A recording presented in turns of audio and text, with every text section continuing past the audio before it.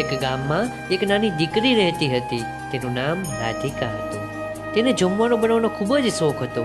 જ્યારે પણ તેના મમ્મા જમવાનું બનાવતી ત્યારે તે ધીરેથી જઈને જોઈ લેતી કે મમ્મીના હાથનું જમવાનું એટલું સ્વાદિષ્ટ હોય છે કે પિતાજી આંગળી ચાટતા રહી જાય છે. જો કોઈ ઘરે મહેમાન આવે તો પણ મમ્મીના રસોઈની ખૂબ જ વખાણ કરે છે. રાધિકા જોતી હતી કે મમ્મીની પાસે એક એવો ડબ્બો છે જે દરેક વખતે મમ્મી જમવાનું બનાવે, રસોઈ બનાવે ત્યારે તે ડબ્બામાંથી કંઈક ને કંઈક કાઢીને જરૂર નાખતી હતી. રાધિકાને લાગ્યું કે જરૂર આ ડબ્બામાં એવું કશું છે જેને રસોઈમાં મેળવવાથી રસોઈનો સ્વાદ બમણો થઈ જાય છે. મમ્મા આ ડબ્બાને ખૂબ સંભાળીને રાખતી હતી. રાધિકાએ એના મમ્મીને એવું કહેતા સાંભળ્યું હતું કે આ ડબ્બો તેમને તેમના મમ્મી પાસેથી મળ્યો હતો. એક દિવસ રાધિકાની મમ્મા બીમાર પડી ગઈ.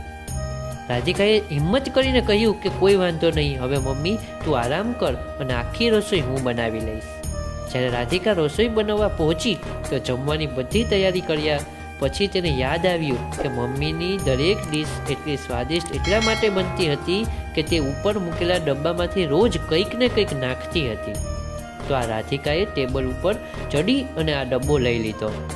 તેણે આ સ્ટીલનો નાનકડો ડબ્બો ખોલી અને જોયું તો ડબ્બામાં કંઈ જ નહોતું, બસ જૂના કાગળની એક નાનકડી ચિઠ્ઠી મૂકી હતી.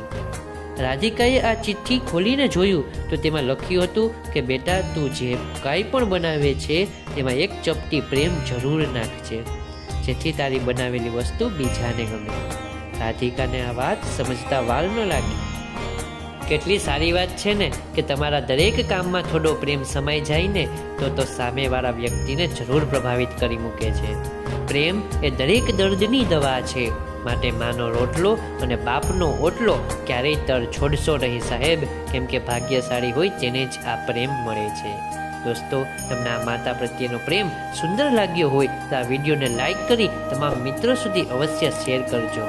અને હા, કોમેન્ટમાં એક રેડ હાર્ટ મૂકી ચેનલને જરૂરથી સબસ્ક્રાઈબ કરી લેજો.